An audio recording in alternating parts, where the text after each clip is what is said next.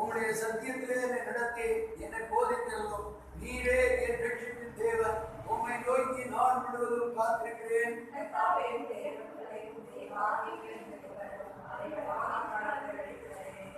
என் இளவயதின் பாவங்களையும் என் நீர்தல்களையும் நினையாதிரும். கர்த்தாவே, உம்முடைய தயவு நிமித்தம் என்னை உமது கிருபையின்படியே நினைத்தருளும்.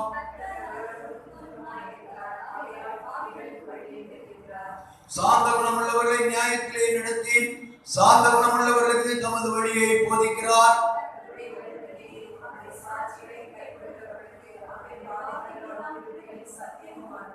கர்த்தாவே, என் அக்கிரமம் பெரியது, உம்முடைய நாமத்தை அதை மன்னித்தருளும்.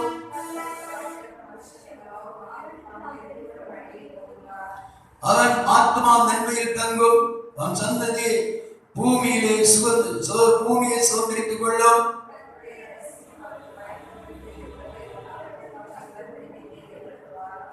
என் கண்கள் எப்பொழுதும் கர்த்தரை நோக்கி கொண்டிருக்கிறது. அவரே என் கால்களை வலைக்கு நீங்களாக்கி விடுவார்.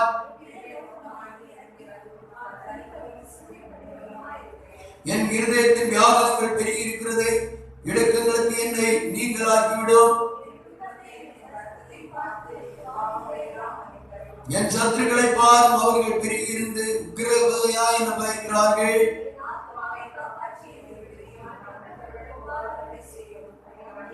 சேர்ந்து வாசிப்போம். முத்தமும் நேர்மையும் என்னை காக்க கடவுது. நான் உமக்கு காத்திருக்கிறேன். தேவனே, சிறுவையிலே ஒன்று எல்லா கட்டளுக்கும் நீங்களாக்கி மீட்டு விடும். அல்லேலூயா, அல்லேலூயா, அல்லேலூயா. இந்த நாளின் ஆராதனையில் நல்லபடி எல்லா கர்த்தரை சோதரிப்போம்.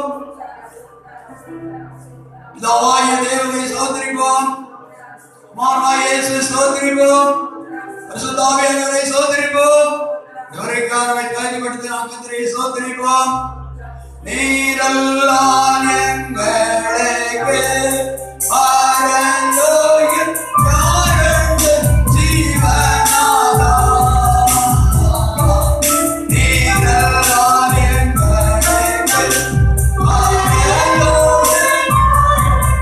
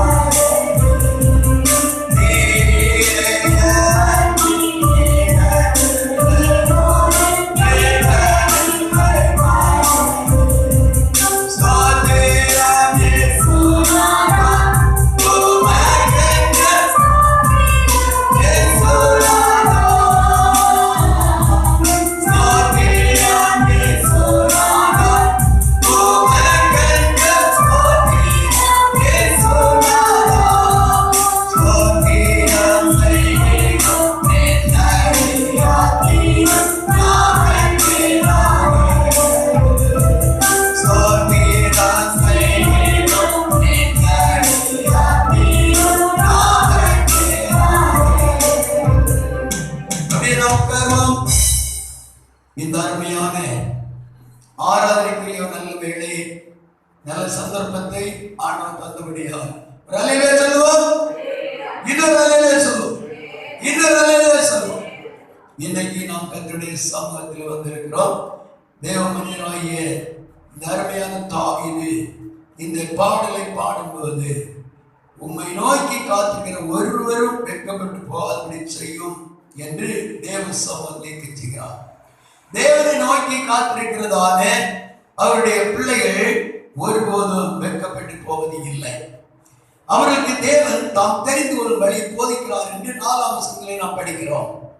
அந்த வசனத்தை வாசிப்போம். 4ஆம் வசனம், கர்த்தாவே, உம்முடைய வழிகளை எனக்கு தெரியும், உம்முடைய பாதைகளை எனக்கு போதித்தருளும். அடுத்தது, உம்முடைய சத்தியத்திலே என்னை நடத்தி என்னை போதித்தருளும். நீரே என் ரட்சிப்பின் தேவன். உம்மை நோக்கி நான் முழுவதும் காத்திருக்கிறேன். பாருங்க, எனக்கு போதித்து தாரும், சத்தியத்திலே என்னை வழி நடத்தும் என்று ஆண்டவர் சமூகத்தில் கேட்கிறார். நம்மளுடைய வாழ்க்கையிலும் தேவன் நம்மை போதித்து வழிநடத்தும்படியாக தேவ சமூகத்தில் நாம் கேட்க வேண்டியது அவசியமாக இருக்கிறது. நாம் நடக்க வேண்டிய வழி எதற்கு நமக்கு தெரியாது. கர்த்தர் தான் நம்மை வழிநடத்த வேண்டும். கர்த்தர் நம்மை வழிநடத்த வேண்டும் என்றால் நாம் தேவ சொல்லை கேட்கணும். ஆண்டவரே, நான் இந்த பாதை நடக்கணும், நடக்கிற பாதை சரிதானா? 32 சங்கீதத்தில் 8 படிக்கிறான், நான் உனக்கு போதித்து நீ நடக்க வேண்டிய வழியை உனக்கு காட்டுவேன் என்று சொல்கிறார். அப்ப நாம் நடக்க வேண்டிய வழியை கர்த்தர் காண்பித்து தருவார். காலை நாம் எழுந்து ஆண்டவருடைய சமூகத்தை தரித்திருந்து எனக்கு உங்களுடைய வழியை போதித்துதார், என்னை காண்பித்துதார், என்ன செய்ய வேண்டும் என்று ஆலோசனை கேட்கும் போது காலங்களையும் பகல் வேளைகளையும் கர்த்தர் ஆலோசனை தேவனாய் வெளிப்படுகிறார். அவர் நமக்கு தம்முடைய வழியை போதித்து கொடுக்கிறார். ஆகையினால் அவருடைய சமூகத்தில் நம்ம அர்ப்பணிப்போம். கடந்த நாட்கள் ஆண்டவர் எவ்வளவோ நன்மைகளை நமக்கு செய்திருக்கிறார். அவருடைய ரகசியங்களை தம்முடைய பிள்ளைகளுக்கு வெளிப்படுத்துகிற தேவனால் நம்மோடு கூட இருக்கிறார். இந்த தேவனை நம்ம மையப்படுத்தி தேவ சமூகத்திலே சாட்சி சொல்லி கர்த்தருடைய நாமத்தை மையப்படுத்துவோம். தேவன் நம்மை ஆசீர்வதிப்பாராக. சாட்சிக்குரிய நேரம், சாட்சி சொல்லலாம்.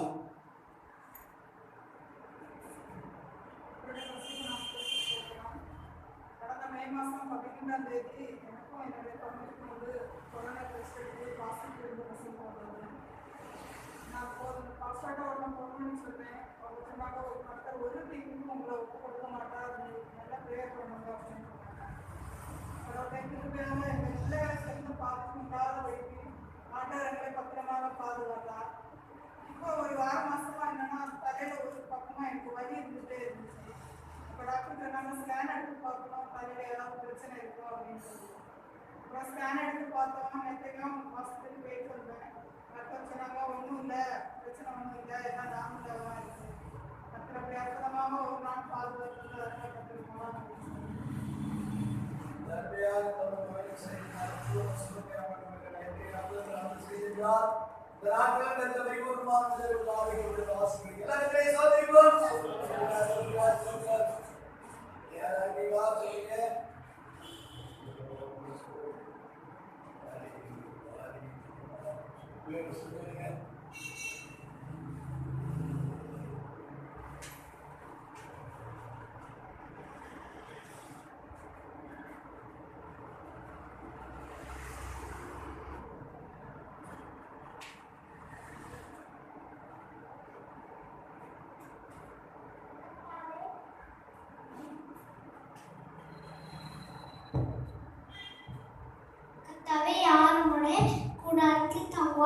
யார் உம்முடைய பரிசுத்த பர்வதத்தில் வாசம் பண்ணுவான்?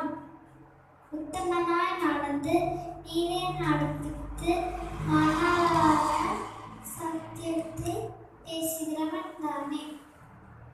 He gives power to the weak and those who have no mind he tasted. சோர்ந்து போகிறவனுக்கு அவர் பலன் கொடுத்து சத்துவத்தை பெருகப்படுகிறார்.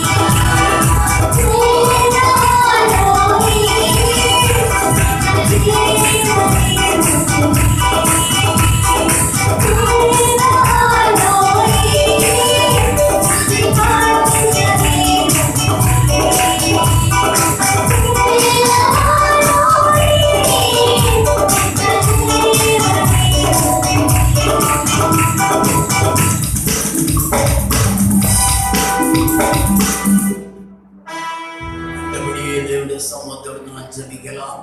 தொடர்ந்துள்ளதான பகுதிகளை கர்த்தர் ஆசீர்வதித்து நல்கத்தக்கதாக எல்லாரும் எழும்புவோம். எழுப்பி நின்று கர்த்தரை மையப்படுத்துவோம். கரங்களை தட்டி கர்த்தருடைய சமூகத்தில் தேவனை மையப்படுத்துவோம். இந்த அருமையான இந்த பகல் வேளையிலே பரலோகத்தின் தேவன் நம்முடைய மத்தியிலே அளவற்றதால் அவருடைய மகிமை விளக்கப்பட்டதற்காக நம்மை ஒன்று விட அவருடைய அபிஷேகத்தினால், அவருடைய கிருபையினால், அவருடைய வல்லமையினால், அவருடைய ஆசீர்வாதத்தினால் நம்மை அலங்கரிக்கத்தக்கதாக இந்த நாள் இந்த பகல் வேளையிலே தேவ சமாதானம் நல்லது என்று சொல்லக்கூடிய அளவிலே ஒரு புதியதான தேவ ஜீவன், தெய்வீக பலன், தெய்வீக சமாதானம், தெய்வீக விடுதலை, தெய்வீக சந்தோஷத்தோட போக கர்த்தருடைய வரலாற்று தேவன் நம்முடைய மகிமை விளக்கப்பட்டபடிய கரங்களை தட்டி எல்லாரும் கர்த்தருடைய ஸ்தோத்திரத்தை மையப்படுத்துவோம். ஹல்லேலூயா, ஹல்லேலூயா, ஹல்லேலூயா, ஹல்லேலூயா, ஹல்லேலூயா, ஹல்லேலூயா, ஹல்லேலூயா, ஹல்லேலூயா, ஹல்லேலூயா, ஹல்லேலூயா. என்னுடைய மகனே நன்றி பரலோகபிதாவே, அருமையான ஆசீர்வாதமான இந்த நல்ல பகல் வேளைக்கான நம்மை ஸ்தோத்திரிக்கிறோம். இந்த மத்தியான வேளையிலே நம்ம ஒரு முகமாய் உடைய சமூகத்தில் அமர்ந்திருந்து உம்மாவோடு கூட நாங்கள் உறவாடி உடைய நாமத்தை உயர்த்தத்தக்கதான கிருபை தேவரே நினைத்து தந்திருக்கிறபடி நாங்கள் ஸ்தோத்திரிக்கிறோம். கோடி வந்தவது பிள்ளைகளை யாவரையும் கர்த்தர் விசேஷமாக ஆசீர்வதிப்பீராக. வர முடியாமல் இருக்காதவர்களோட கர்த்தர் உணர்வை எடுத்துக் கொண்டு வேண்டும் நாங்கள் வேண்டுகிறோம். சமூகத்திலே சாட்சி நமது மகளை ஆசீர்வதியும். பயங்கரமான மரண கண்ணீர் வந்த போது ஆண்டவர் கைவிடாதபடி கிருபையினால் நமது மகளை தாங்கினீர், பிள்ளைகளை பாதுகாத்தீரதற்காக நம்மை ஸ்தோத்திரிக்கிறோம். இந்த நாட்களிலும் போய் ஸ்கேன் எடுத்த போது ஒன்று இல்லை என்று சொல்லுகிறார். தந்தைக்காக ஸ்தோத்திரம். நமது மகளுடைய சரீரத்தை பாதிக்கிற சத்துடைய கட்டுகளை உடைக்கத்தக்கதாக ஜெபிக்கிறோம். கூடவே வந்திருக்கக்கூடிய மகளுடைய சகோதரி அந்த குடும்பத்தை ஆசீர்வதியும். இங்க வந்தவருடைய ஒவ்வொரு தேவ பிள்ளைகள் மேலும் தேவனுடைய கிருபை இறங்குவதாக. தனியாக பேர் பேராக குடும்பம் குடும்பமாக தன்னுடைய ஆசீர்வாதங்களை ஜெபிக்கிறோம். இவ்வளவு நேரம் பாடல் மூலமாக, சங்கீதங்கள் மூலமாக, பிள்ளைகளுடைய வசனங்கள் சாட்சிகள் மூலமாக, காணிக்கைகள் மூலமாக ஆராதிக்க பரலோகத்தின் தேவனுக்கு தந்த கிருபைகளை நாங்கள் நினைக்கிறோம். கொடுக்கப்பட்ட காணிக்கைகளை ஆசீர்வதியும். தூரத்தினால பிறந்தவர்கள் பிள்ளைகளுக்கு மேன்மையுடைய அவருடைய குடும்ப வாழ்க்கை, பிரயாசங்கள், முயற்சிகள் எல்லாம் தேவனுடைய கிருபை தைக்க நாங்கள் செபிக்கிறோம். தொடர்ந்து தேவனுடைய மகிமை விளங்கப்பட்டு தாழ்த்துகிறோம். இந்த தேவாவியானத்துடன் எங்களோடு இடைப்படும் ஆசீர்வதி எங்களோடு தம்முடைய சத்தத்தை துணிக்க பண்ணும். இயேசுவின் நாமத்தில் தேவனுடைய நல்ல பிதாவே. அப்படி உட்காருவோம்.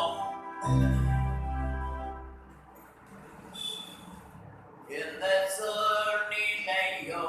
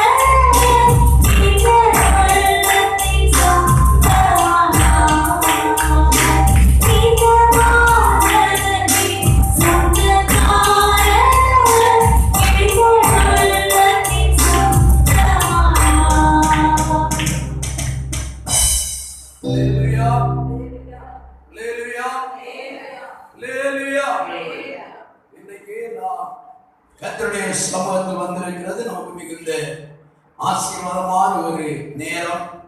நம்முடைய ஞாயிற்றுக்கிழமை, வெள்ளிச்சனி, ஞாயிறு ஆகிய 3 நாட்கள் நமக்கு ஆராதனைகள் வைக்க முடியாத சூழ்நிலை.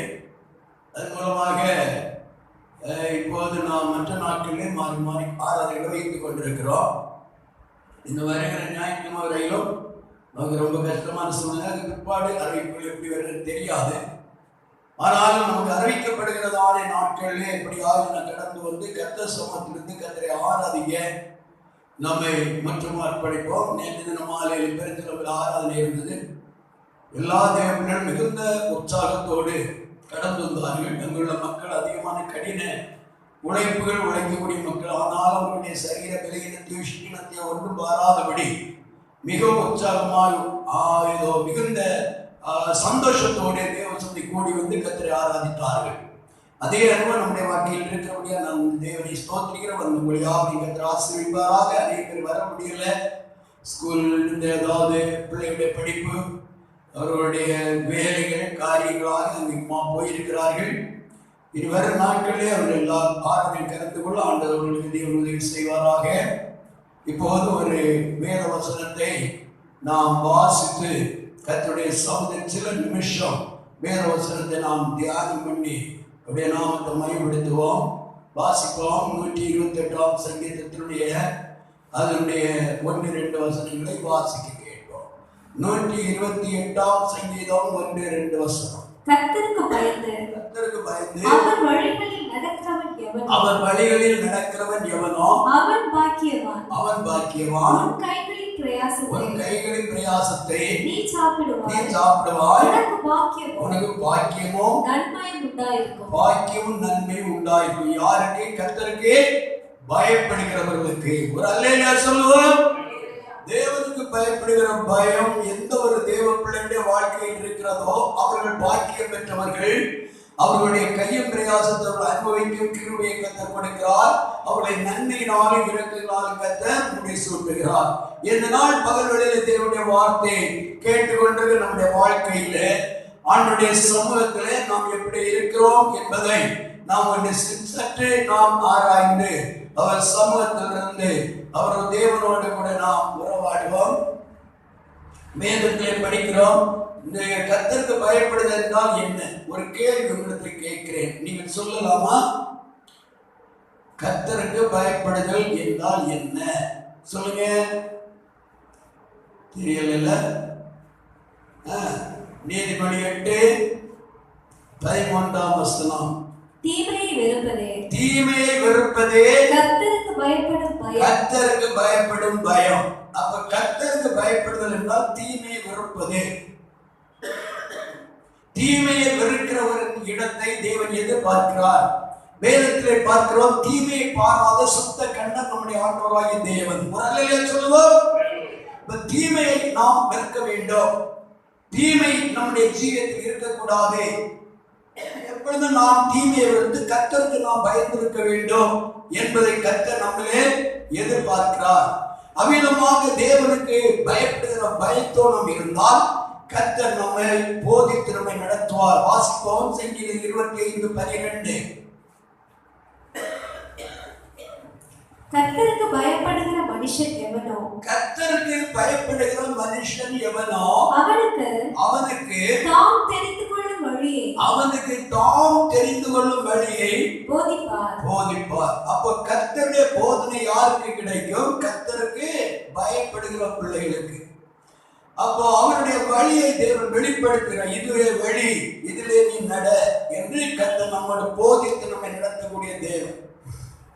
ஒரு மனுஷனோட போதிப்பது போல கர்த்தர் நம்மோடு போதிக்கிற போதகராக இருக்கிறார். அதான் 32ஆம் சங்கீதம் 8ஆம் வசனம் படிக்கும்போது நான் உனக்கு போதித்து நீ நடக்க வேண்டிய வழியை உனக்கு காட்டுவேன். ஆண்டவர் நமக்கு வழியை காட்டுகிறவர், நம்மை போதித்து நம்மை நடத்துகிறவர். மனுஷன் போதிக்கிறபடி அல்ல. அதிகாலம் எழுந்து தேவ சமூகத்திலே தரித்திருந்து தேவ ஆலோசனை நம்ம கேட்கும் போது ஆண்டவர் நமக்கு போதகராக வெளிப்படுகிறார். யாருக்கு? அவருக்கு பயப்படுகிறவருடைய பிள்ளைகளுக்கு. அல்லேலூயா சொல்லுவோம். அப்போ அவருடைய சமூகத்தில் இருந்து அவருக்கு பயந்திருந்து அவர் சமூகத்தினுடைய போதனையை கேட்கும் போது எவ்வளவு பெரிய ஆசீர்வாதம் பாருங்க. அவருக்கு பயப்படுறதுனால நிறைய ஆசீர்வாதத்தை கர்த்தர் நமக்கு என்று வைத்திருக்கிறார். கர்த்தருக்கு ஸ்தோத்திரம். இங்கே அந்த 128 சங்கீதம் 1-2 வசனம் படிக்கும் போது கர்த்தருக்கு பயந்து அவர் வழிகளில் நடக்கிறவன் எவனோ அவன் யாரா இருக்கிறான்? பாக்கியவானா இருக்கிறான். என்ன பாக்கியம்? 2வது வசனம் வாசிங்க. உன் கைகளின் பிரயாசத்தை நீ சாப்பிடுவாய். உனக்கு பாக்கியமோ நற்பெயர் உண்டாயிருக்கும். அப்போ கைகளின் பிரயாசத்தை சாப்பிடுறது ஒரு பெரிய பாக்கியம். அல்லேலூயா. நிறைய மக்களுடைய வாழ்க்கையில ரொம்ப பிரயாசப்பட்டு உழைத்து கஷ்டப்பட்டு உருவாக்குறாங்க. ஆனா அதை அவர்களால என்ன செய்ய முடியல, புசிக்க முடியல, அனுபவிக்க முடியல. ஆனா தேவன் சொல்லுகிறார், நீ கர்த்தருக்கு பயப்படுற பயத்தோடு இருப்பாய் என்றால் உனக்கு ஒரு கைப்பிரயாசம் ஆசீர்வதிக்கிறது மட்டுமல்ல, அதை அனுபவிக்கக்கூடிய அனுக்கிரகத்தை நான் கொடுப்பேன் என்று கர்த்தர் சொல்லுகிறார். கரங்களை தட்டி எல்லாரும் கர்த்தரை ஸ்தோத்திரம் பண்ணி மகிமைப்படுத்துவோம். அருமையான தேவனுடைய பிள்ளைகளே, அந்த கர்த்தருக்கு பயப்படுகிற மனுஷனுக்கு கிடைக்கிற பெரிய ஆசீர்வாதத்தை வைத்து கீழே சொல்லப்பட்டு வாசிங்க. 3வது வசனம். உன் மனைவி உன் மனைவி உன் வீட்டோர்களில் கனிதரும் திராட்சை கொடியை போன்றிருப்பாள். உன் பிள்ளைகள் உன் பந்தியை சுற்றிலும் ஒலிவமர கன்றுகளைப் போல் இருப்பார்கள். இதோ கர்த்தருக்கு பயப்படுகிற மனுஷன் ஆசீர்வதிக்கப்படுவார். ஒரு குடும்ப தலைவன், குடும்ப தலைவி, பிள்ளை 3 வகுப்பாரும் தேவனால் ஆசீர்வதிக்கப்படுகிறார்கள். எப்படி ஆசீர்வதிக்கப்படுகிறார்கள்? ஒரு குடும்ப தலைவனுடைய ஜெபத்தினால, ஒரு குடும்ப தலைவியினுடைய ஜெபத்தினால. கண்ணீரின் ஜெபம், தேவனை பயப்படுற தேவ பிள்ளை ஜெபம் பண்ணாம இருக்கவே முடியாது. ஒரு அல்லேலூயா சொல்லுவோம். உள்ளத்துல ஜெபிக்கணும்ல ஆர்வத்தை கர்த்தர் கொடுப்பார். 2வது, தீமையான காரியங்களை பார்க்கும் அதை நாம் வெறுக்கக்கூடிய இடத்தை கர்த்தர் கொடுப்பார். தீமை என்றால் என்ன? எது தீமை? தேவனுடைய வசனத்தை கீழ்ப்படியாக இருப்போம்னா தீமை தானே. மார்க்கோஸ் விசேஷத்துல ஒரு பகுதி இருக்கிறது, வாசிப்பு. எது தீமை என்ன சொல்லப்பட்டிருக்கிறது? மார்க் 7ஆம் அதிகாரம் அதனுடைய 20வது வசனத்திலிருந்து வாசிப்போம். மனுஷனுக்குள்ளே இருந்து புறப்படுகிறதே மனுஷனை தீட்டுப்படுத்தும். எப்படி எனில் மனுஷனுடைய இருதயத்திற்குள் இருந்து பொல்லாத சிந்தனை, விபச்சாரங்களும், வேசித்தனங்களும், கொலை பாதகங்களும், களவுகளும், பொருளாசைகளும், துஷ்டத்தனங்களும், கபடும், காமவிகாரமும், வன்கண்ணும், தூஷணமும், பெருமையும், மதிகேடும் புறப்பட்டு வரும். பொல்லாங்கானவைகளாகிய இவைகள் எல்லாம் உள்ளத்திலிருந்து புறப்பட்டு மனுஷனை தீட்டுப்படுத்தும் என்றார். கர்த்தருக்கு பயப்படுகிற ஒரு மனுஷனுடைய இருதயம் எப்பொழுதும் தேவனுடைய பிரசன்னத்தினாலும், தேவ சமாதானத்தினாலும், தேவனுடைய கிருபையினாலும், தேவ போதனையினாலும் நிறைந்திருக்கும். நல்ல சொல்லுவோம். ஆனால் தேவனை விட்டு விலகி இருக்கக்கூடிய ஒரு மனிதனுடைய இதயத்தில் இருந்து கர்த்தருக்கு பிரியமில்லாத தீட்டுப்படுத்துகிற, தீங்கை உருவாக்கக்கூடிய, தீமையான கிரியை உருவாக்கக்கூடிய விதமான சிந்தனைகள் உள்ளத்திலிருந்து எழுப்பிக் கொண்டே இருக்கும். அந்த மனிதனுடைய உள்ளத்திலே தேவனுக்கு இருக்கிற துதி, ஜெபம், தேவனை பற்றிய பயம் ஒன்றுமே இருப்பதில்லை. அப்போ இந்த தீமையான காரியங்களை யார் யார் வெறுக்கிறார்களோ அவர்கள் தான் கர்த்தருக்கு பயப்படுகிற பிள்ளைகள். அல்லேலூயா. வேதத்தில் பார்க்கிறோம், மனுஷனுக்கு பயப்படுகிற பயம் அது எதை கொண்டு வரும்? கண்ணியை கொண்டு வரும் என்று வேதத்தில் நாம் படிக்கிறோம். அப்போ மனுஷனுக்கு பயப்படுதல் தேவனுக்கு பிரியம் இல்லை. பயப்பட வேண்டிய காரியத்தை பயப்படணும். ஆனா எல்லா காரியம் மனுஷனை கண்டே பயந்து ஓடி ஆண்டவருக்கு பயப்படாத ஓடி போனால் ஒரு பிரயோஜனம் இல்லை. எப்பொழுது தேவனுக்கு பயப்பட பயம் நமக்குள்ள இருக்க வேண்டும். அந்த பயம் இருந்தால் கர்த்தருடைய ஆசீர்வாதம் நம்மிலே தங்கும். வேத புத்தகத்தில் அநேக பரிசுத்தவான்கள் தேவனுக்கு பயந்திருக்கிறார்கள். அமிதமா பயந்திருந்தவர்களை கர்த்தர் மென்மேலும் ஆசீர்வதித்திருக்கிறார். 128ஆம் சங்கீதத்துடைய பகுதியை நாம் படிக்கும் போது இதை ஒரு கர்த்தருக்கு பயப்படுகிறவருடைய ஒரு மனிதனுடைய மனைவியின் வாழ்க்கை என்ன? அந்த ஸ்திரீ எப்படி இருப்பாள்? மனைவி வீட்டோரே கனிதரும் திராட்சை கொடி. அந்த திராட்சை என்பது இனிமையானது, சுவையானது, அது மகிழ்ச்சியை கொடுக்கக்கூடியது, துக்கத்தை மாற்றக்கூடியது. ஒரு குடும்பத்துல மனைவி எப்பொழுதோ அந்த குடும்பத்தில் மகிழ்ச்சியை கொடுக்கிற பாத்திரமா இருக்க வேண்டும். அதுதான் கர்த்தர் எதிர்பார்க்கிறார். சொல்லுகிறார், புருஷன் ரொம்ப வேதனையோடு பிரச்சனையோடு நெருக்கத்தோடு இருக்கும் போது அந்த நேரத்துல அவர்களை ஆறுதல் படுத்துகிற பாத்திரமா இருக்க வேண்டும், அவர்கள் மகிழ்ச்சியை ஊட்டுகிற பாத்திரமா இருக்க வேண்டும், அவர்களை ஆழ்த்தி சமாதானத்தை சொல்லுகிற பிள்ளைகளா இருக்க வேண்டும், நல் வார்த்தைகளை சொல்லி அவர்களை இளைப்பாறப்படுகிறவர்களா இருக்க வேண்டும். ஒரு அல்லேலூயா சொல்லுவோம், நல்ல அல்லேலூயா சொல்லுவோம். அதான் மனைவியுடைய கடமை. திராட்சை செடியானது வீட்டின் முன்னிலையிலே நின்று நல்ல பலன் கொடுக்கிறது. எல்லா யூதர்களுடைய வீடுகள் முன்னாலே அருமையான திராட்சை கொடியாக படர்ந்து நிற்கிறது. நல்ல நல்ல பலனை கொடுத்து கொண்டிருக்கிறது. அது மனைவிக்கு அடையாளம். நம்முடைய வாழ்க்கையினுடைய குடும்பத்திலே எப்போதும் புருஷன் ஏதாவது பேசினாலும் அதை நான் சகித்து போகிறேன். கடந்த நாள் ஒரு வீட்டை கடந்து போனேன். அங்கே போன போது இது ரொம்ப வேதனையோடு பிரச்சனையோடு அந்த குடும்பம் இருந்தார்கள். மாமி ஒரு பக்கம், மருமகள் ஒரு பக்கம், புருஷன் ஒரு பக்கம். ஏன் என்று கேட்டால் கொஞ்ச நேரம் பேசவே இல்லை. சரி, யாராவது பேசல, என்ன ஆனது என்று சொல்லி கேட்டா அந்த பிள்ளைகளை கேட்டேன். அவள் சொல்லுகிறார், என் புருஷன் என்னை கழுத்தை பிடித்து நெருக்கி என்னை ஐயோ வட்டிக்கும்படி எழுப்புகிறார். நான் விடுவேனா? நானும் கழுத்தை பிடித்து நெருத்தேன் பாருங்க. கர்த்தருடைய ஸ்தோத்திரம். பெரிய பிரச்சனை. இப்படிதான் அநேக குடும்பங்கள்ல புருஷன் ஒரு வார்த்தை சொன்னாலும் அதை தன்னால் தாங்க முடியாதபடி அதை விட அதிகமாக பெண்கள் என்ன செய்கிறார்கள், மனைவி என்ன செய்கிறார், புருஷனுக்கு எதிராக நின்று கொண்டு பயங்கரமா செயல்பட ஆரம்பிக்கிறார். அந்த குடும்பத்தில் சமாதானம் இருக்குமா? அது ஒரு திராட்சை செடி அல்ல திராட்சை செடி என்று சொல்ல முடியுமா? முடியாது. எப்போதுமே மனைவி எல்லா காரியம் சற்று தாழ்ந்து போக வேண்டும், பொறுக்க வேண்டும், சகிக்க வேண்டும், விட்டு கொடுக்கிற இறுதி இருக்க வேண்டும். பாருங்க, உன் மனைவி உன் வீட்டோருக்கு கனி தரும் திராட்சை கொடியை போன்றிருப்பாள். அவங்க கனி கொடுத்து கொண்டே இருப்பார்கள். கனி தருகிற கொடி. திராட்சை கொடியிலும் கனி கொடுக்காத கொடி இருக்கிறது, கனி கொடுக்கிற கொடி இருக்கிறது. நம்முடைய வாழ்க்கை போல் கனி கொடுக்கிற கொடியா இருக்கிற. காலையில் எழுப்பி புருஷனை எழும்பாவிட்டா தட்டி எழுப்பி கர்த்தருடைய வசனம் இப்படி சொல்லு, இந்த வசனத்தை மனம் திரும்பணும், அதை ஆசீர்வதிக்கப்படணும், வசனத்தை அவருக்கு சொல்லி கொடுத்து அவர் ஆறுதல்படுத்தி அவருக்கு ஜெபிக்கணும். புருஷன் வெளியே போனோன்னு இதோ கர்த்தருடைய ஸ்தோத்திரம், கர்த்தருடைய சமத்தை அமர்ந்து புருஷனுக்கு ஜெபிக்கிற மனைவியா இருக்கணும். அல்லேலூயா, அல்லேலூயா. புருஷனுக்கு கர்த்தர் சமத்துல கண்ணீர் வடித்து ஜெபிக்கக்கூடிய ஒரு மனைவி ஒரு குடும்பத்தில் இருந்தால் குடும்ப தலைவருடைய பிரயாசத்தை கர்த்தர் வாய்க்க பண்ணுவார். ஆமென், ஆமென். நிறைய குடும்பங்கள்ல கையும் பிரயாசம் ஆசீர்வதிக்கப்பட போக முடியாத காரணங்கள், மேன்மையடைய முடியாத காரணங்கள் இதோ கர்த்தருடைய ஸ்தோத்திரம். சரியான தேவ பயம் குடும்பத்துக்குள் இல்லை, புருஷனிடத்தில் இல்ல, மனைவி இடத்தில் இல்ல. அதனால என்ன பிரச்சனை ஆகிறது என்றால், கீழே வசனம் வாசிங்க, 4வது வசனம். அதே வசனம் பின்னால், உன் பிள்ளைகள் உன் பந்திய சுற்றிலும் ஒலிவமர கன்றுகளை போல் இருப்பார்கள். அப்ப பாருங்க, 3வது பகுதி பிள்ளைகளை பற்றி சொல்லப்பட்டிருக்கிறது. பிள்ளைகள் நம்மை சுற்றிலும் ஒலிவமர கன்றுகளா இருக்கணும். பிள்ளைகள் எப்போதும் கனி கொடுக்கிற பிள்ளைகள், நமக்கு உதவியா இருக்கிற பிள்ளைகள், ஒத்தாசையா இருக்கிற பிள்ளைகளா இருக்கணும். ஒரு வீட்டுல ஒரு நாள் போகும்போது இத 11 மணிக்கு பிள்ளை தூக்கி கொண்டிருக்கிறது. தாயிடத்தை கேட்டு, அந்த பிள்ளை என்ன ரோகம், என்ன பிரச்சனை? அது ஒரு பிரச்சனை இல்லை, அந்த பிள்ளை எப்போ அப்படிதான் தூங்கும். பாருங்க, அநேக குடும்பங்களில் பிள்ளைகள், வாலிப பிள்ளைகள் தூங்கி கொண்டிருக்கிறார்கள்.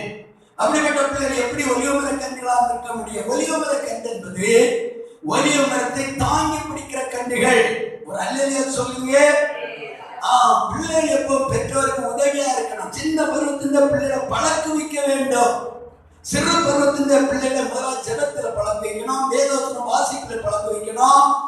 சரியான பிள்ளைகள் நமக்கு உதவி செய்யத்தக்கதான நிலையில ஊக்கப்படுத்தி அவங்களை உற்சாகப்படுத்தி பழக்க வைத்து எடுக்க வேண்டும். நல்லா அல்லேலூயா சொல்லுங்க. சில பிள்ளைகள் ஒரு குடும்பத்தில் ஒரே பிள்ளையா இருக்கும், குறிக்கப்பட்ட நேரம் தாயோடு கூட இழந்து கடமைகளை செய்ய பார்த்தா ரொம்ப விசேஷமா இருக்கிறது. படிப்பு இருக்கிறது, பல பொறுப்பு இருக்கிறது, ஆனாலும் தன் தாய்க்கு ரொம்ப உதவியா இருக்கிறது, தகப்பனாருக்கு உதவியா இருக்கிறது. அருமையான தேவனுடைய பிள்ளைகள், நம்முடைய பிள்ளைகள் ஒலிவ மர கன்றுகளா இருக்கணும். ஒலிவ மரம் ஏதோ அது எண்ணெய் சத்து உள்ளது. ஒரு அதாவது நம்முடைய பிள்ளைகள் அபிஷேகம் பெற்ற பிள்ளைகளா பிள்ளைகளா மாற வேண்டும். நம்முடைய பிள்ளைகள் கர்த்தருக்கு பயந்திருக்கிற பிள்ளைகளா இருக்கணும். நம்மோடு கூட இசைந்திருக்கிற பிள்ளைகளா இருக்கணும். நம்முடைய பிள்ளைகள் மூலம் சமாதான குடும்பத்துக்குள்ள வர வேண்டும். வேதம் சொல்கிறது ஒரு பிள்ளைகள் எப்படி இருப்பார்கள் வாசித்து பாருங்கள்.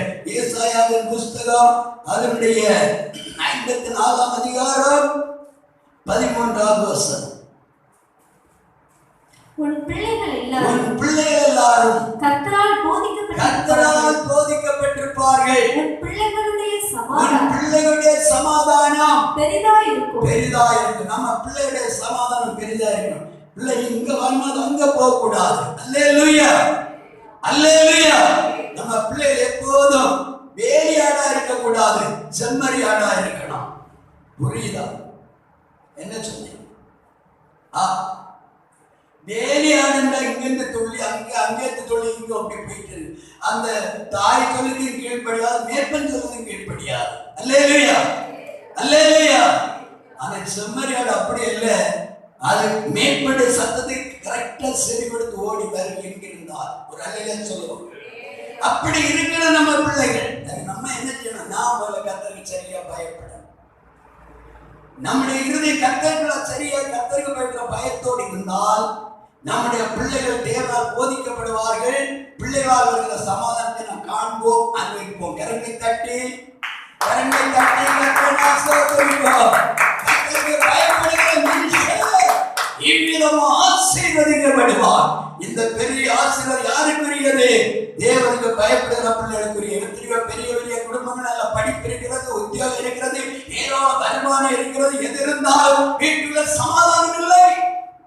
மனைவி ஒரு பக்கம், பிள்ளைகள் ஒரு பக்கம், ஐயோ புருஷன் ஒரு பக்கம். ஒரு வீட்டுல போனேன், 2 மணி கார் இருக்கிறது, நல்ல விசேஷ பெரிய பங்களா, ஒவ்வொரு நாள் வருமானம் அப்படி வருகிறது. ஆனா பிள்ளைகள் ஓடி வருகிறார்கள், கார் ஏதோ எடுக்கிறார்கள், அப்படியே ஓடுகிறார்கள். இதோ மனைவி திரிந்து வருகிறாள், ஓடி வந்து கார் எடுத்து அவளுக்கு ஓடுகிறாள். புருஷன் எப்படி அமர்ந்திருக்கிற பொம்மை போல அப்படி கேட்கிறேன், ஏய்யா உங்கள்கிட்ட ஒண்ணும் பேசல, பிள்ளை இப்படி போகிறாளே. அது பிள்ளைகள் ஒண்ணும் பேச மாட்டாங்க, பேச போத நமக்கு அடிதான் கிடைக்கும், அதுதான் மிச்சம். அடுத்தது மனைவி, அவ பேசி 3 வருஷம் ஆச்சு. எத்தனை வருஷம்? அப்ப கர்த்தருக்கு பயப்படுற பயம் இல்லை. அப்ப நான் சொன்னேன், இதுக்கு எல்லாம் காரணம் நீர் தான். யாரு? குடும்ப சகோதரர்கள். சிரிச்சு சந்தோஷம் வருது. குடும்ப தலைவர் வந்து சரியா கர்த்தர் சமூகத்துல வந்தால், கர்த்தருக்கு பயந்திருந்தால் குடும்பத்துல சமாதானம் வரும். மனைவி அதுக்கு ஏற்றது கர்த்தர் என்ற பயம் இருக்கணும். அல்லேலூயா, அல்லேலூயா. மற்ற பிற குடும்பத்துல ஐக்கியத்தை கூடுதல் வைக்க கூடாது. காரணம், பிற குடும்பங்களில் பல போராட்டங்கள், பிரச்சனைகள், பல இன்னல்கள் இருக்கும். அதெல்லாம் நம்மை தொடர ஆரம்பிக்கும். இப்ப இந்த செல்ல பாருங்க, இது நிறைய காரியம். ஒரு ஐயா சொல்ற, ஐயா இந்த செல்லு இருக்கு இல்லையா, இது 2 செய்யும். என்ன செய்யும் சொல்லுங்க? 2 செய்யும். என்னெல்லாம் செய்யும்? நன்மை அந்த அம்மாவுக்கு தெரியும். பாத்தீங்களா, கரெக்டா சொன்னாங்க. நன்மை செய்யும், பின்ன தீமையை செய்யும். சிலருக்கு நான் போன் பண்ணுவேன், ஒருக்கா எடுக்காம எடுக்க மாட்டாங்க. கேட்கும், இன்னொரு ஆளோடு பேசிக் கொண்டிருக்கிறார்.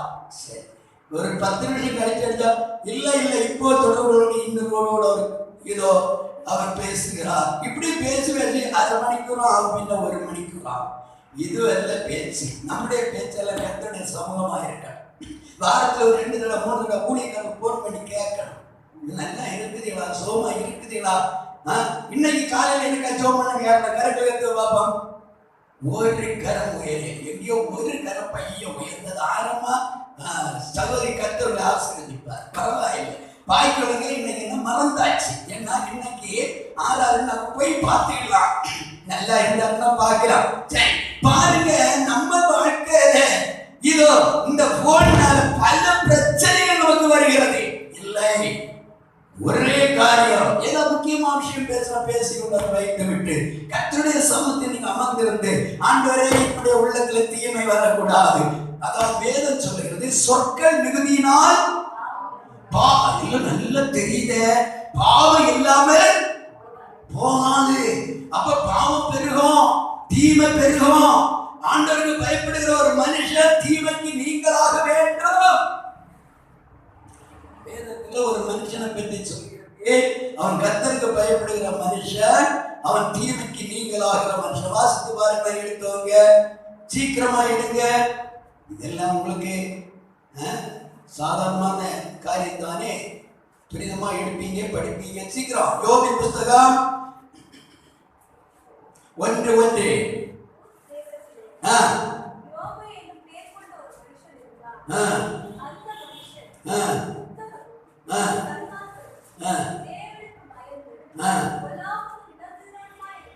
பொல்லாப்புக்கு விலகிறவர், தீங்குக்கு விலகிறவர். 8ஆம் வசனம் வாசிங்க. கர்த்தர் சாத்தானோடு சொல்லுகிறவன் குறித்து வைத்தாயோ, உத்தமனும் சன்மார்க்கனும் தேவனுக்கு பயந்து பொல்லாப்புக்கு விலகிறோனுமாகிய அவனை போல பூமி ஒருவதும் இல்லை என்றார். அல்லேலூயா. தேவனுக்கு பயப்படுகிற மனுஷன் யோபு, தீமைக்கு நீங்களாகிற மனுஷன் யோபு.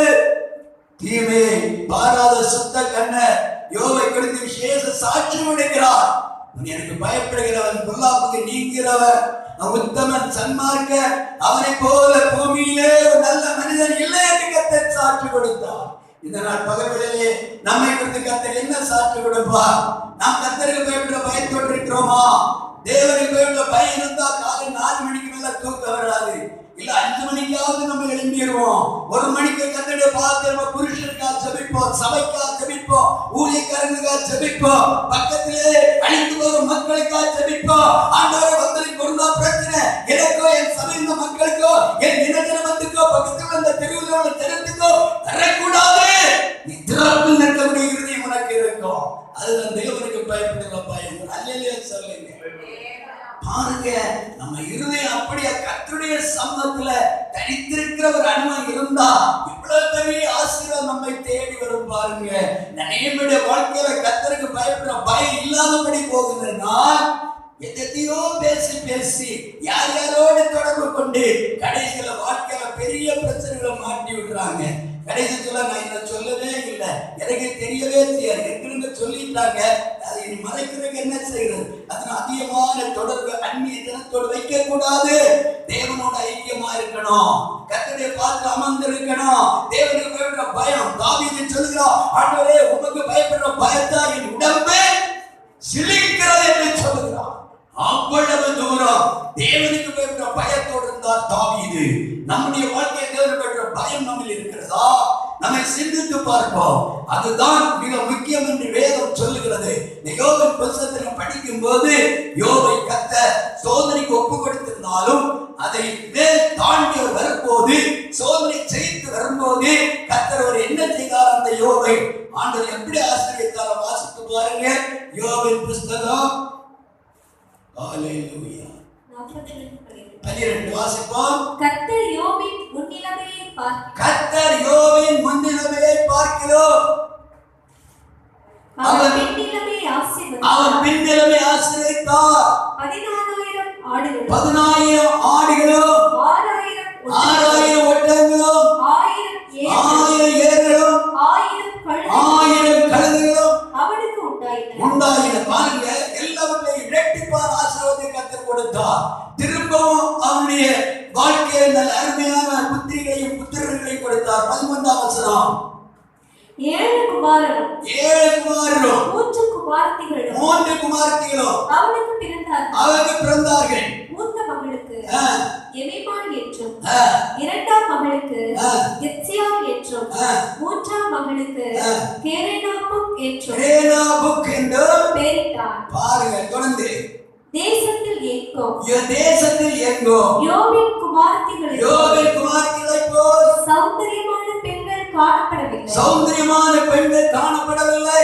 அவர்கள் தகப்பன். அருமையான தேவனுடைய பிள்ளை, அவ்வளவு சௌந்தரியம் உள்ள, ஞானம் உள்ள, தேவனை பயப்படுகிற, ஐஸ்வர்யம் நிறைந்த அருமையான 10 பிள்ளைகளை திரும்ப கர்த்தர் கொடுத்தார். கரங்களை தட்டி கர்த்தரை நான் சோதரிப்போம். நீ தேவனுக்கு பயப்படுகிற உண்மையானா நீ இழந்து போன எல்லாவற்றையும் இரட்டிப்பாய் பெற்றுக் கொள்ளக்கூடிய அளவிலே தேவன் உன் வாழ்க்கையை ஆசீர்வதிக்க முடியும். தேவனால் முடியாதது ஒன்றுமே இல்லை. வனாந்தரத்தில் தண்ணி தடாகத்தை உருவாக்க தேவனால் முடியும். ஒன்றை இல்லாமல் இருந்து இருக்கிறதா வர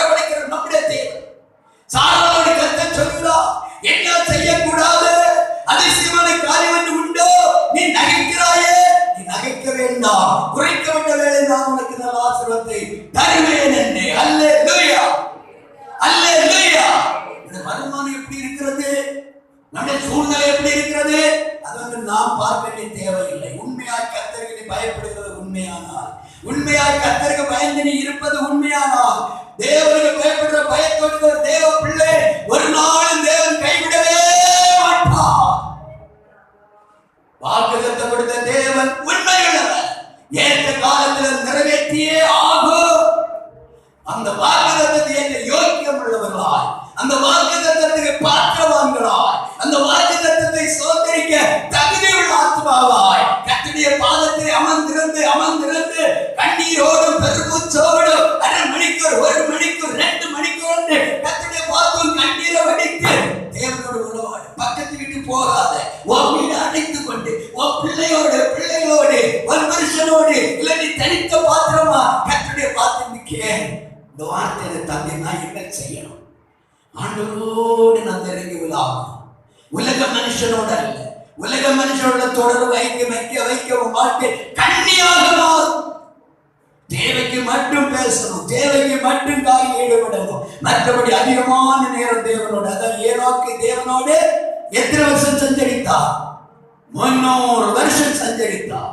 அப்படியே உலாவிக் கொண்டே இருந்தார், தேவனோடு பேசிக்கொண்டே இருந்தார். அந்த அளவு நமக்குள்ள வரட்டும். தேவனுக்கு பயந்திருந்த யோபை தேவன் சும்மா விடல. பல சோதனைக்குள்ள கடந்து போனால் அந்த சோதனை மத்தியில் சொல்கிறார், நான் சோதிக்கப்பட்ட பின்பு நான் எப்படி ஆகுவேன்?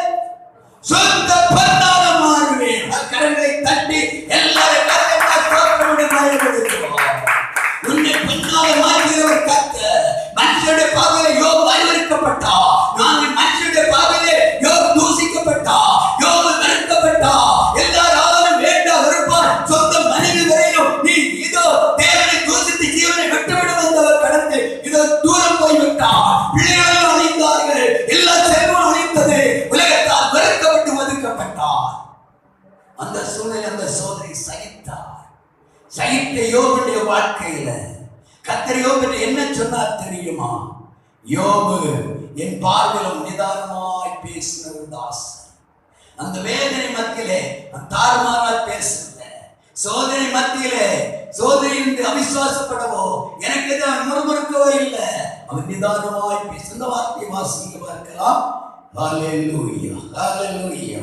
42வது அதிகாரத்திலே நாம் பார்க்க முடியும். ஆமென், ஹல்லேலூயா. கர்த்தர் இந்த வார்த்தைகளை யோபோடே பேசின பின் கர்த்தர் தேவானியனான எலிப்பாசை நோக்கி, உன் மேலும் உன் 2 சிநேகிதர் மேலும் எனக்கு கோபம் மூழ்கிறது. என் தாசனாகிய யோபு பேசினது போல்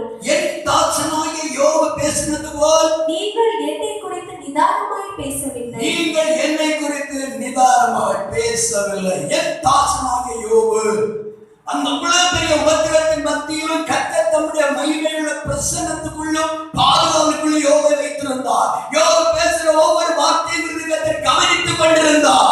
என்னை கேட்கிற தேவ பிள்ளையே, மற்றவர்களுடைய விளையாட்டுத்தனமாய் பேசலாம், சிரிக்கலாம், எதையோ சொல்லலாம். கர்த்தர் உன்னை கவனித்துக் கொண்டிருக்கிறார். நீ யார்? ரட்சிக்கப்பட்ட பாத்திரம். நீ யார்? தேவனுக்கு பயப்படுகிற பாத்திரம். நீ கர்த்தருக்கு எப்பொழுதும் கவனமாய் இருக்க வேண்டும். அல்லேலூயா, அல்லேலூயா. எல்லாம் தேவன் கணக்கில் வைக்கிறார். யோபு சோதிக்கப்பட்ட காலம் அவ்வளவு காரியத்தை கர்த்தர் கணக்கில் வைத்தார். யோபை நிந்தித்ததான 3 சிநேகிதரையும் கர்த்தருக்கு கணக்கில் வைத்திருந்தார். கணக்கு மார்க்கு போட்டு பார்க்கும் போது கடைசியிலே யோபை வேதனைப்படுத்தின 3 சிநேகிதரும் தோல்வி உள்ளவராய் மாற்றப்பட்டார்கள். கர்த்தருக்கு தோல்வி உள்ளவராக ஆக்கப்பட்டார்கள். ஓ யோபு, இவ்வளவு பெரிய சோதனையிலும் வெற்றியை கண்டு வெற்றி போல் ஆசீர்வாதத்துக்கு பாத்திரமானார் மாறினார். கரங்களை தட்டி கர்த்தரை நான் ஸ்தோத்திரிப்போம். ஹல்லேலூயா, ஹல்லேலூயா, ஹல்லேலூயா. இந்த நாள் பகல்களிலே தேவனுடைய வார்த்தையை தேவ பிள்ளையே, உன்னுடைய வார்த்தையிலே நீ தேவனுக்கு பயப்பட பயமுள்ள இருக்கிறதோ? என்னை வேதவசனம் கேட்டு வீட்டில் பிரச்சனை சங்கப்படாதுங்க. உமக்கு நீர் பயப்பட ஆண்டவர் பயப்படாது, இந்த பிரச்சனை எல்லாம் நான் ரொம்ப யோக்கியம்னு சொல்லாதீங்க. Praise the Lord, praise the Lord, praise the Lord. இங்க இருக்கிற நானும் நீங்களும் கண்டிப்பா நாம் என்ன செய்யணும்? தேவனுக்கு பயந்துதான் ஆக வேண்டும். பிரசங்கியின் புத்தகத்தை எடுத்துக்கொள்வோம். அங்கே சொல்லப்பட்டிருக்கிறது, இது ஆண் என்றும் பெண் என்றும் இல்லை, மனைவி என்று புருஷன் என்றும் இல்லை, எல்லாரும் என்ன செய்யணும்? கர்த்தருக்கு பயப்படணும். அதுதான் தேவனுடைய திட்டம், அதுதான் தேவன் நோக்கம். அந்த வசனத்தை இப்பொழுது வாசிக்க கேட்போம். பிரசங்கியின் புத்தகம் கடைசி அதிகாரம் கடைசி வசனம்.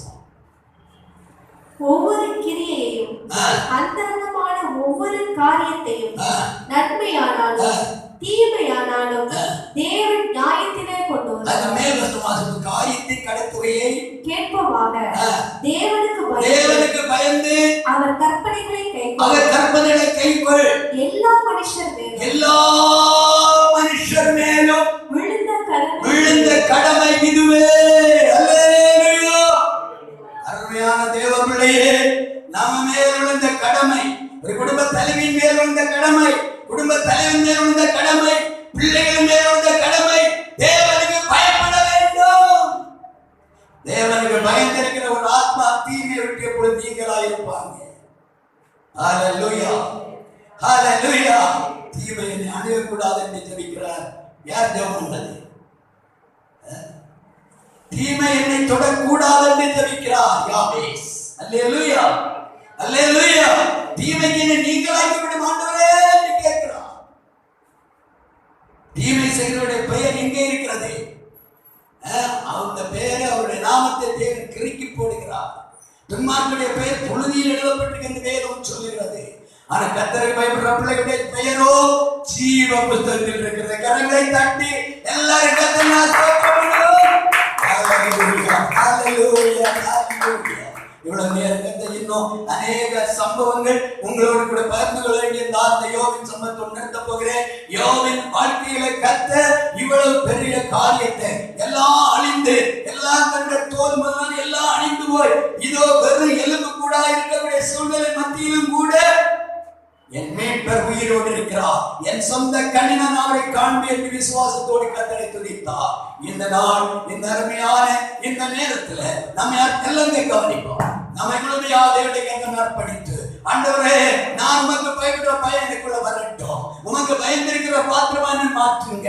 ஆண்டவரே, என் புருஷன் உமக்கு பயப்படணும், நான் உமக்கு பயப்படணும், என் பிள்ளைங்க உமக்கு பயப்படணும். ஆண்டவரே, இந்த பயப்படுற பயம் எனக்குள்ள வரும்போது உண்மை எப்படி ஆராதிக்கணும், நான் எப்படி ஆராதிக்க வேண்டும் என்கிறதான காரியத்தை கர்த்தர் கற்றுக் கொடுக்கிறார். எப்படி நாம் தேவனை மகிமைப்படுத்தணும், எப்படி தேவனுக்கு பிரியமா இருக்கணும், எப்படி நாம் தேவனுக்கு பிரியமா இருக்கணும் என்றெல்லாம் தேவனுக்கு போதித்து கொடுக்கிறார். கர்த்தருக்கு பயப்படுகிறவன் ஒரு மனுஷனுக்கு அவர் போதகராக வெளிப்படுகிறார், சொல்லிக் கொடுக்கிறார், கற்றுக் கொடுக்கிறார். நீ இன்னும் வழி போகாதே, இன்னும் வழி நீரு, இன்னும் செய்யாதே, இன்னும் விதமா ஐயோ நட, இங்கே போ, இங்கே போகாது என்று தேவன் இதோ கற்றுக் கொடுக்கிறார். ஆமாண்டு அருமையான தேவனுடைய பிள்ளைகளே, அவர் போதுங்க, அவர் நம்மோடு பேசுகிறவர். அந்த அருமையுடைய வாழ்க்கை உண்டா? தேவனுடைய பயணம் இருக்கிறதா? கர்த்தருக்கு என்னென்ன தீமை உண்டோ அதெல்லாம் விரத்தோட உலக மனுஷன் இன்னொரு எல்லாப்படி இன்னொருத்துல போடுவான். உலக மனுஷன் பூமி கட்ட காரியத்திலே மற்றவருக்கு வேதனை உருவாக்கி கொண்டே இருப்பான். அவருடைய இருதய கொந்தளிக்கு கடலை போல் காணப்படுகிறது. கர்த்தருடைய பிள்ளைடைய இருதயம் சமாதானத்தோடு இளைப்பாடி கொண்டிருக்கும். அவர் எப்பொழுது கர்த்தரை பற்றியே சிந்தித்து கொண்டிருப்பாங்க. எப்பொழுது இயேசு வருவா, அவருடைய ராஜ்யம் போக வேண்டும், நித்தியத்திலே போய் நான் சேர வேண்டும், என்னை பரிசுத்தப்படுத்தும், என்னை தகுதிப்படுத்தும், என்னை சுத்திகரியும். கொஞ்ச நேரம் கிடைத்தால் கர்த்தருடைய பாதத்தில் அமர்ந்து தேவனோடு உருவாடக்கூடிய ஒரு அனுபவம் நம்முடைய ஜீவத்தை உருவாகட்டும். தேவனுக்கு பயப்பட்ட பயத்தை கேட்போம், தேவனுக்கு பயப்பட்ட பயத்தோடு ஜீவிப்போம். எல்லாரும் எழும்புவோம், எழுமென்று தேவனை ஆராதிக்க போகிறோம். ஹல்லேலூயா, ஹல்லேலூயா, ஹல்லேலூயா, ஹல்லேலூயா. கேட்ட வேத வசனம் உங்களுக்குள்ளே வல்லமையாய் கிரியை செய்யட்டும். ஆண்டவரே, நான் உமக்கு பயப்பட்ட பயத்தை எனக்கு இன்னும் தாரும். ஆண்டவரே, உமக்கு எதெல்லாம் பிரியம் இல்லையோ, பிரியம் இல்லாத காரியத்தை அப்புறப்படுத்திக் கொண்டு, தீமையான காரியங்களை அப்புறப்படுத்திக் கொண்டு, எப்போதும் உண்மை நன்றியப்படுத்த, உமக்கு நான் பயந்திருக்க எனக்கு கிருபை தாரோ. எல்லா மனுஷனும் இந்த கடமை இதுவே. ஹல்லேலூயா, ஹல்லேலூயா, ஹல்லேலூயா. நான் கர்த்தருக்கு பயப்பட நம்முடைய பிள்ளைகளை கர்த்தர் ஆசீர்வதிப்பா. நான் கர்த்தருக்கு பயப்பட யோபின் வாழ்க்கையில் எல்லாம் இழந்த போதும் யோபு கர்த்தருக்கு பயப்பட மனிதனாக இருந்தபடியால் கர்த்தர் அவரை இரட்டிப்பான ஆசீர்வாதம் மட்டுமல்ல பிள்ளைகளை அந்த தேசத்திலே சௌந்தரியம் உள்ள பிள்ளைகளாக, ஞானம் உள்ள பிள்ளைகளாக, உயர்வுள்ள பிள்ளைகளாக, மேன்மை உள்ள பிள்ளைகளாக எந்தெல்லாம் ஜனங்கள் அவரை வேதனைப்படுத்தினார்களோ, யாரெல்லாம் அவரை வேண்டாம் என்று வெறுத்தார்களோ, அவர்கள் எல்லாம் இதோ யோபை குறித்து மேன்மையா சொல்லக்கூடிய அளவுல கர்த்தர் யோபின் வாழ்க்கை இரட்டிப்பான ஆசீர்வாதத்தை உயர்த்தினார். அந்த தேவன் இன்னைக்கு ஜீவிக்கிறார். நமக்கு தேவ பயம் உண்டோ? தேவனுடைய கர்த்தனை அர்ப்பணிப்போம். தேவனை ஆசீர்வதிப்பாராக. எல்லா கரந்தடி கர்த்தரை மகிமைப்படுத்துவோம். எல்லா கரந்தடி தேவனை பிரசவிப்போம். ஆண்டவரே, என்னுடைய கண்களை மூடி, ஆண்டவரே, என்னுடைய தேவ பயத்தை எனக்கு தாரும். என்னை பரிசுத்தப்படுத்தும், என்னை சுத்திகரியும். ஹalleluya, ஹalleluya, ஹalleluya, ஹalleluya, ஹalleluya. இன்னைக்கு ஒரு தீர்மானம் எடுப்போம். ஒருத்தர் ஏதாவது ஒன்று பேசுறவனை நாம் எதிர்த்து பேச அல்ல, பொறுமையை காத்துக் கொள்ளணும். நம்முடைய வார்த்தையிலிருந்து வாயிலிருந்து வருகிற வார்த்தை ஒவ்வொன்றைக்கு தேவனுக்கு கணக்கு ஒப்புவிக்க வேண்டும். மௌனத்தை காத்துக் கொள்ளுவோம். அமர்ந்திருந்து கர்த்தருடைய சொன்ன ஞானத்தை கற்றுக்கொள்ளுவோம். தேவ சமத்திலிருந்து பொறுமையை கற்றுக்கொள்ளுவோம். சாந்தத்தை கற்றுக்கொள்ளுவோம். அருமையான தேவ பிள்ளையே, அவருடைய சமத்திலிருந்து போதிக்கப்படுவோம். கர்த்தர் நம்மை ஆசீர்வதிப்பாராக. ஹalleluya, ஹalleluya, ஹalleluya. எல்லாம் ஜெபித்துக் கொண்டிருப்போம். கரம் தட்டி கர்த்தரை மகிமைப்படுத்திக் கொண்டே இருப்போம்.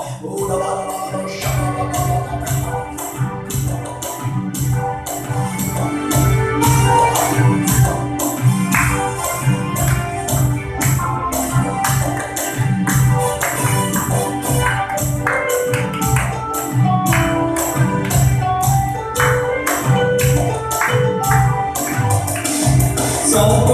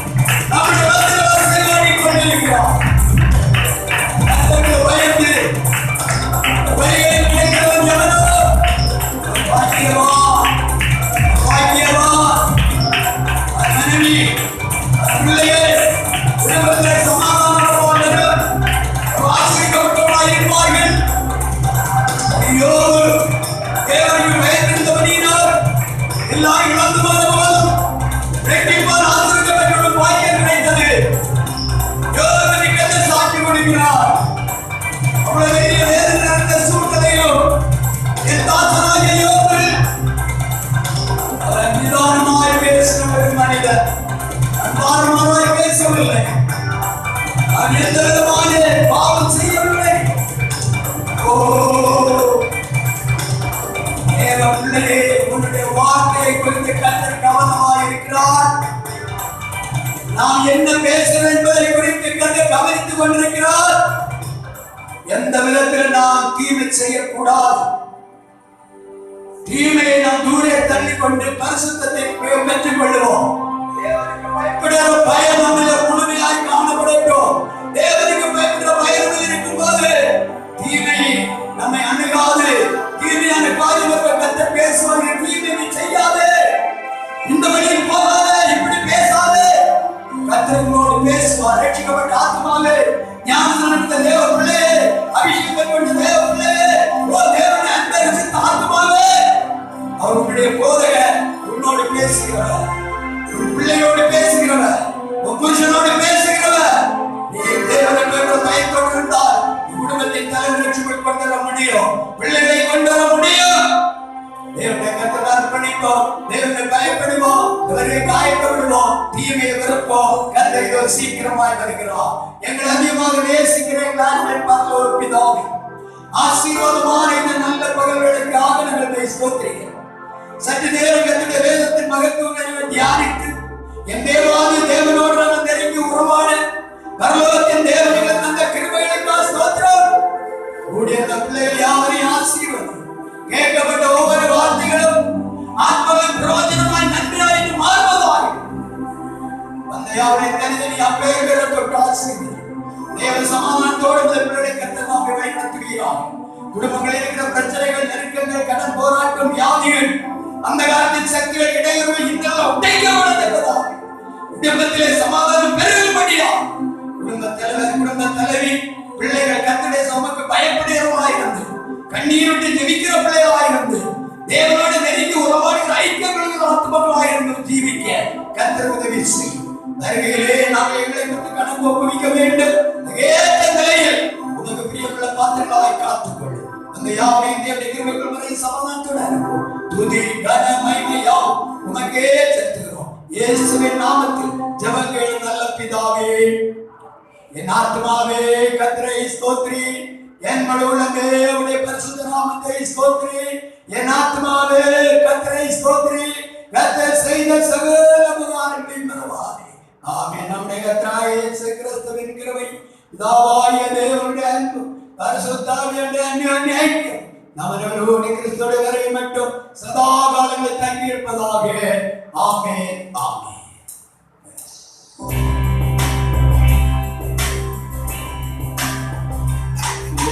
தேவனுக்கு மகிமை தூக்கி எடுத்தார், என்னை தூக்கி எடுத்தார் இயேசு. அந்தரத்தை நீக்கி ரட்சிப்பாரே, ஓ தேவனுக்கு மகிமை. சிலுவையிலே செத்திரே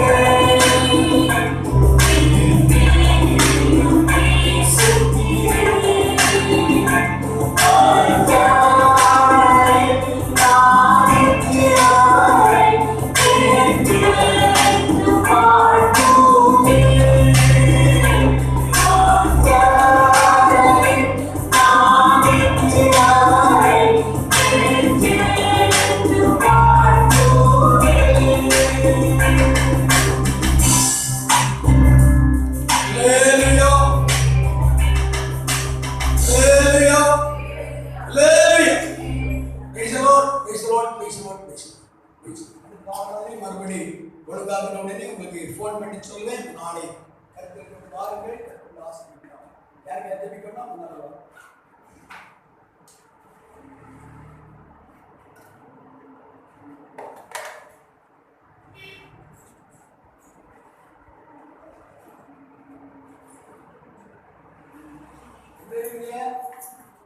இருக்கிறா போவே இருந்து வந்த போவாது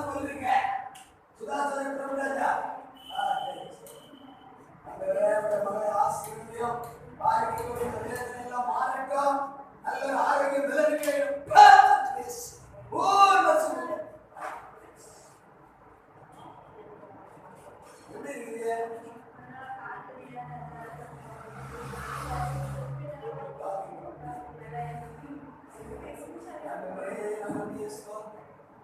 மகளை ஆசை மகளை சுகத்தை மகளை பிள்ளை குருவான ஆசை எல்லாமே ஆசை மகளை காலையில் மகளை சமாளித்து